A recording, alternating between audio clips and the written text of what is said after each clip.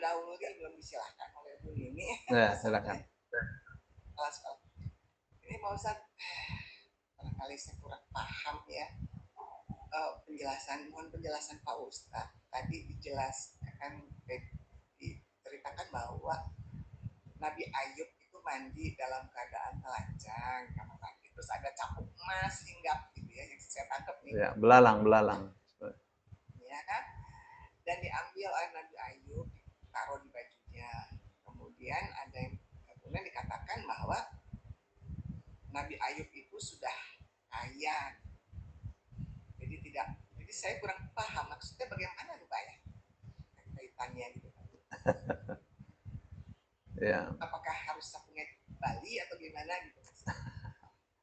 Yang berkaitan dengan sebelumnya mengenai mandi di kamar mandi telanjang sendiri gitu Pak. Saya belum paham kaitannya. Ya, jadi kalau yang pertama itu di tempat terbuka, ya Bu. Ya. Di tempat terbuka. Makanya Nabi Musa naruh pakaiannya di batu kan, di atas batu, tempat terbuka, sungai itu, di sungai. Ya, terus batunya gelinding, berarti kan di tempat tinggi itu batunya tuh, terus gelinding, dikejar oleh Musa. Bagaimana ngejarnya? Ya ngejar daripada nanti dia keluar nggak pakai baju kan, dikejar terus batunya dipukul, ya, oleh Musa. Ya, itu di luar. Nah ini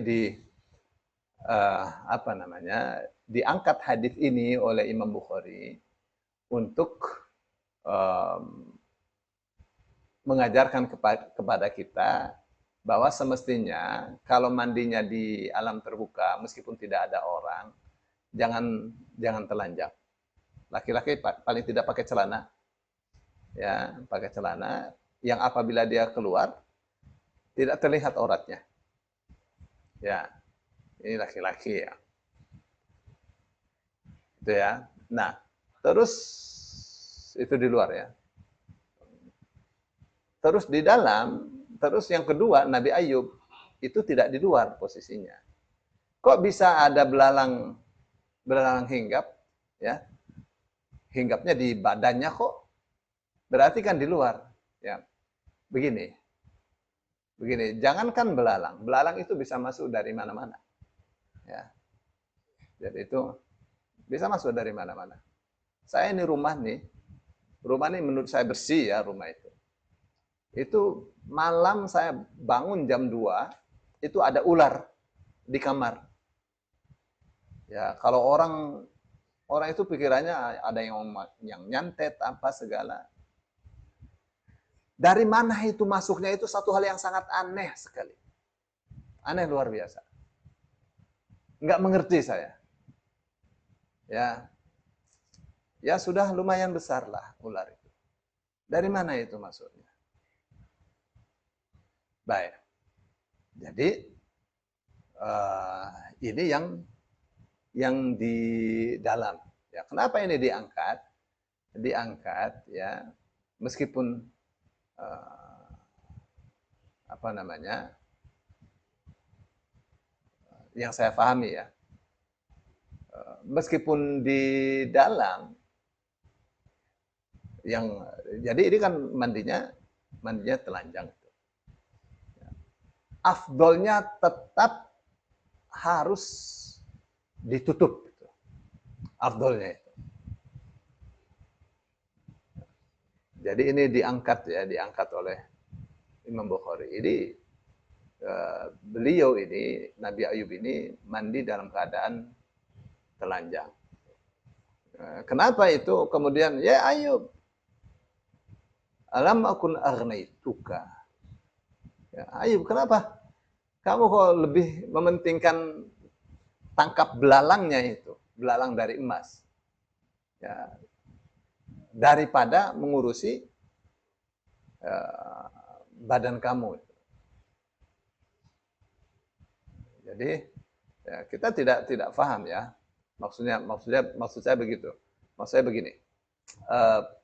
Jadi itu dipakai untuk, jadi kita tidak bayangkan bahwa belalangnya itu ditaruh di kantong, itu sederhana. belalangnya itu supaya tidak lari karena dari emas, maka di pakaian itu ya dipakai untuk membungkusnya. Sehingga keluar ya, dalam keadaan tidak keluar dari kamar mandinya dalam keadaan tidak berpakaian. Itu yang kemudian ditegur oleh Allah. Ya, karena lebih mementingkan kekayaan itu. Padahal sudah Allah kasih kaya itu. Nabi Ayub setelah sembuh itu kaya raya sekali. Ya. Baik. Itu satu ya. Terus yang kedua, karena ini